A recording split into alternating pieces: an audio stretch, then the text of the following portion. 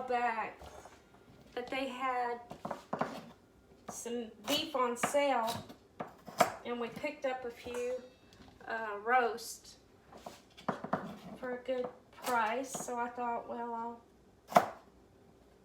I'll jar up some more. And I guess y'all probably wonder why I'm doing all this. Well,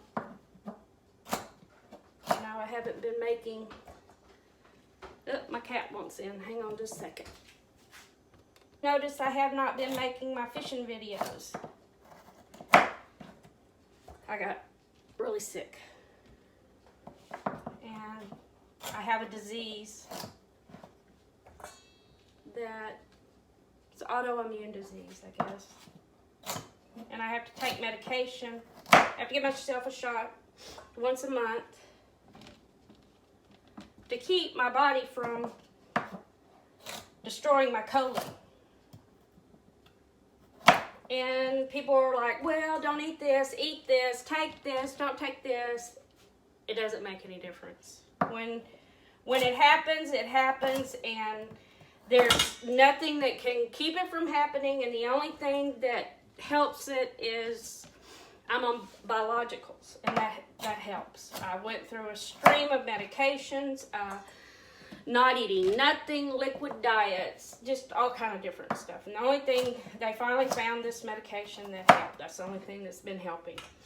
And I have been told I'm in remission, but most of the, well, I don't know what to say if it's most of the time. Or the time I feel pretty good. Every day is a new day. And I started out fishing and found out that it was the stress was bad. The stress, if my body got stressed, then it keyed it. So I would go and try to go in and fishing one day and resting a day, and trying to fish another day, rest a day, and it was hard, but I was doing it. And then I had 2 days that was going to be really good, and so I ran out and I fished those 2 days and straight and rolling, and never should have did it. It was downhill since. And one other thing that I picked up was I've got problems with my arm and a little in the shoulder and neck. That's my casting. So I don't know. There's been very little fishing, and I'm very sad, and I'm very sorry to everybody that I let down. That the people that I was promoting their products that I 100% believe in. Fathomworks rods, awesome, the best. Hobie kayaks, awesome, the best. I'm sorry, guys. Hopefully I'll be able to get back out there and do that again for y'all and for me. Number one, for me. I do it because I love to fish. I love to fish. It's my escape from reality. I don't have that anymore. But anyway, I'm canning because for me, to try to get away from all the preservatives and all the other crap that we have in our foods that we don't really know about. And you know what? You never think about it. You never worry about eating something. You're young, you're healthy, you don't worry about what you're putting in your mouth. Oh, I want this, I eat it, I take off, I go, you know, on your own way. And it's not that way once you get sick. Once you get sick, it opens your eyes to a lot of things that's going on. So all you young people out there, you know, start paying attention now while you're young. Listening to everything while you're young and trying to change things and better things for your life. And maybe it will be better for you. I don't know. But anyway, I'm gonna chop all this stuff up, and I think I'm just gonna bring you all along while I do it, and y'all can see what I'm doing. Okay. I'm going to pack this in quart jars.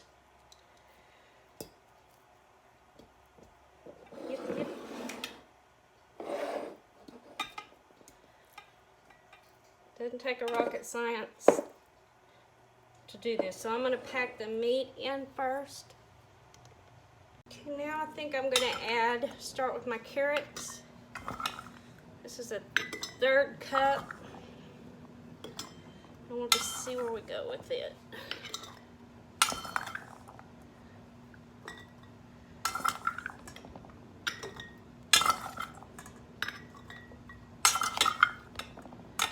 We're going to do the same thing with the celery. Try to get it even as possible.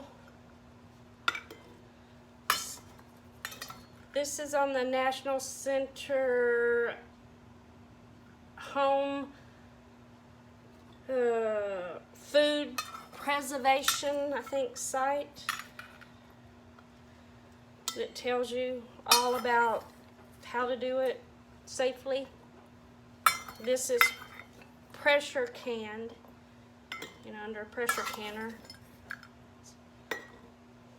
Now I'm just going to go through here and add a little bit more to each one to where it's kind of even. And I'm not going to put onions in because I have make up my own onion soup mix. So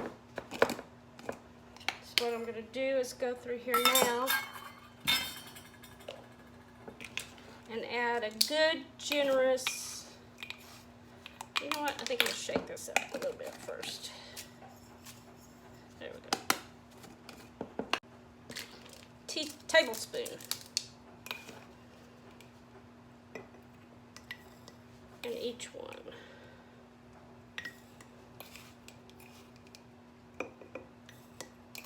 Oh, that smells good. It smells really good.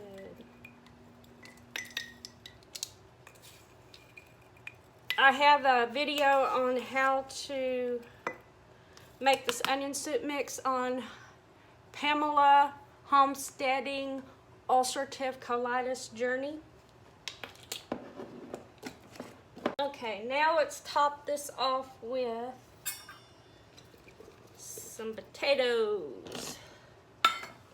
And hopefully I can get, I'm gonna shake this down. Pack these potatoes in there. I may have some potatoes left, who knows? If I do, then I'll just cook them up. And over on the stove I have water boiling that I'll fill these up with to, I think I'll leave a inch headspace. I'll check that out for you. Okay, now we're going to add our hot water to our jars up to an inch headspace.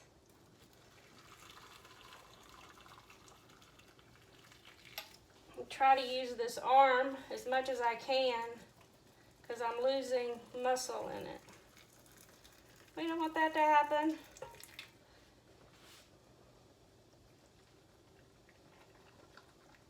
I may have to boil up some more water here. I may not have enough. And after I get the water added to my jars, I will debubble with my Pokey Joe. And I may have to add a little bit more water after I do that. Looks like we're going to have just enough. We'll see. Now we take our little Pokey Joe here and we poke it down in there. See all those bubbles rising? Get all those air bubbles out. Because if you don't, then your lids may not set properly. Okay, now see how my headspace had went down? So let me get this done and I'll be back. Okay, I've been Pokey Joeing them here quite a bit. Yeah, and some of them have, the headspace has gone down quite a bit in them. And we will lose headspace on this because of, they're raw packed. And there's air in the food when you raw pack. But it'll be all right. Sure this stuff is in here good enough. Now we're going to add some more hot water to bring up our headspace.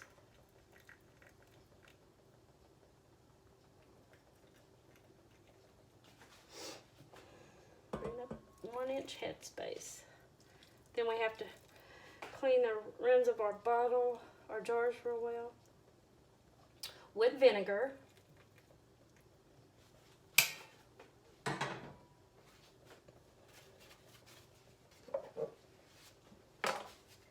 Get any little particles of food and or fat off of it because there's meat in there. Usually use a little rag, but I don't know where my rags are. I think they're in the dryer.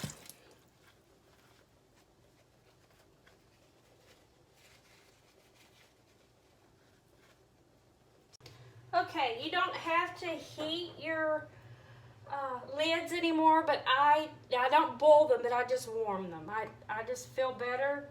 You put your lid on, then you take your ring and screw it down, not real tight, just finger tight, just like that, and that's plenty.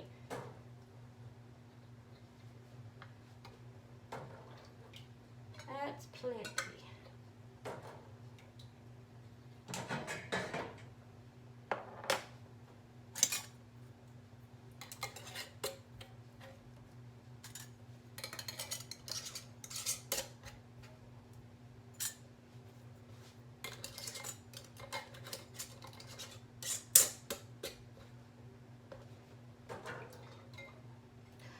Y'all have had a good fishing season this year. It's been good watching all the guys that I know on Facebook reeling them in.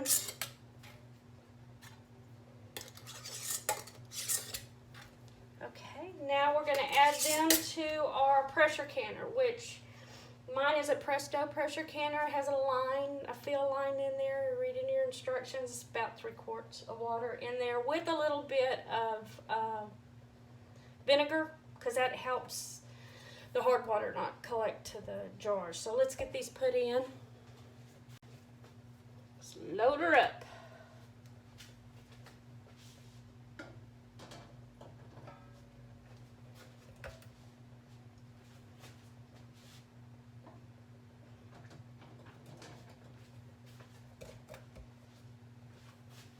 Hopefully, these are warm enough with that hot water. Gonna have a full canner load here. And we're gonna pressure can these at 10 pounds of pressure.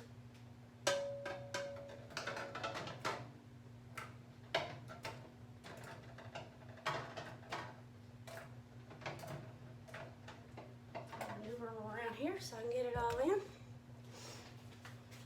Wonderful. That looks beautiful. Yes.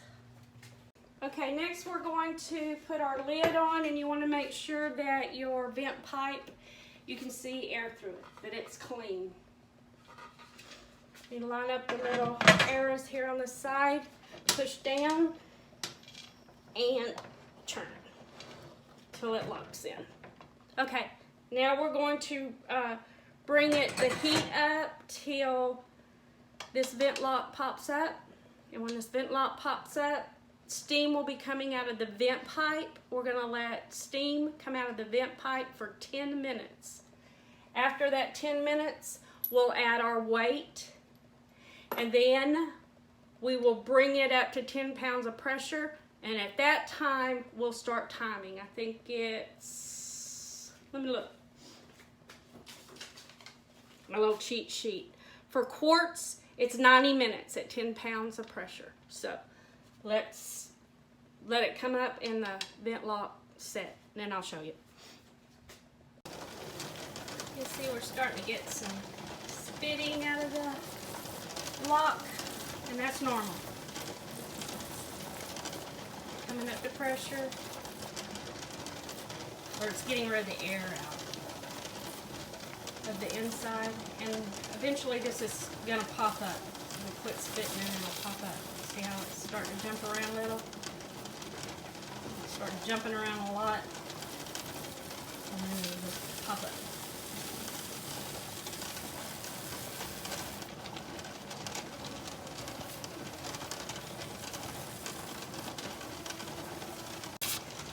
And there it goes. Now that that's locked in, we'll vent. See the steam coming out of the pipe there? We'll vent that for 10 minutes. I'm going to set the timer for 10 minutes. While we're waiting for that to vent, I canned these peaches up yesterday. They look so yummy. And these are what they call Freestone. I think it's called Freestone, where the stone inside the peach does not cling, free cling. And I put it in heavy syrup. How pretty that syrup is. But I think I may try like a medium syrup tomorrow.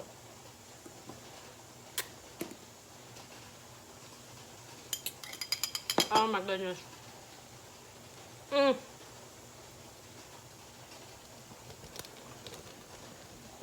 Those are delicious.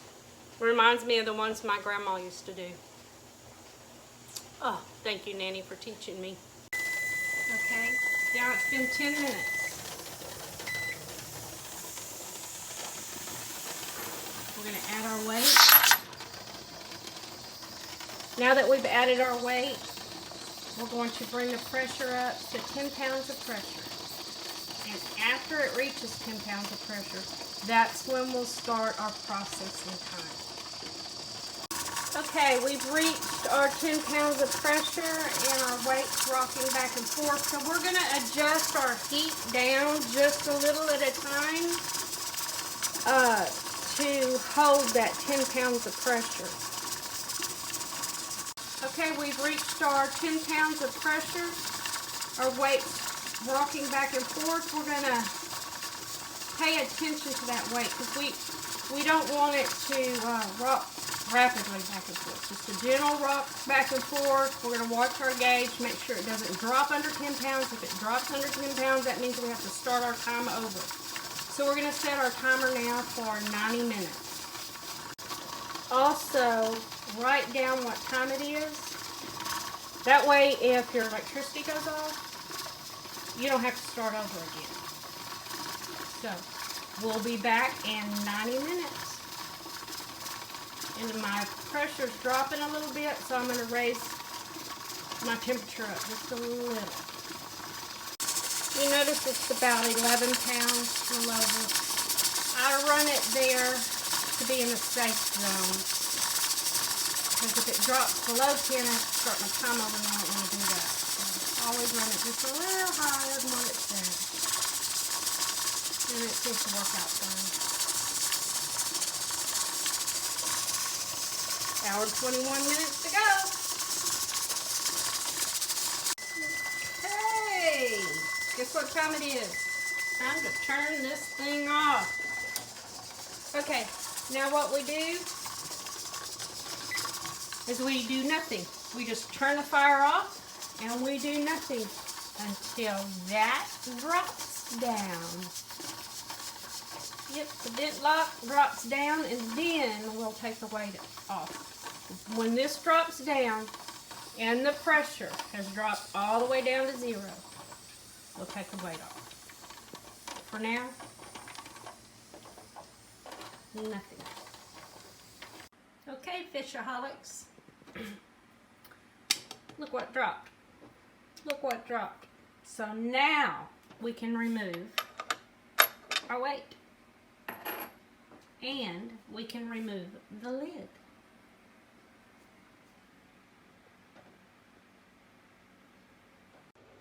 Want to glove up too, because there's going to be some steam. Also, when you open the lid, you want to kick it towards you so the steam will go out away from you. Still open. See the steam?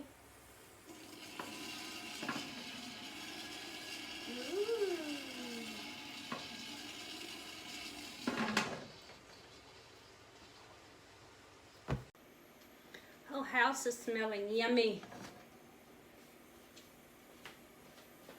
Okay, now we're going to take them out. I'm going to set them over here on the counter on a towel and not touch them for 24 hours.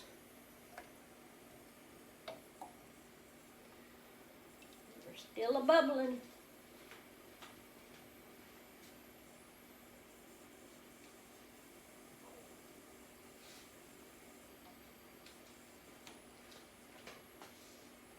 We did have just a little bit of siphoning out of one of the jars,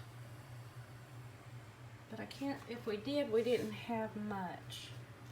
But you can see they're very, very hot. We'll just leave them alone for 24 hours and wait for the lids to pop. Please like, subscribe, and share. Happy canning and tight lines.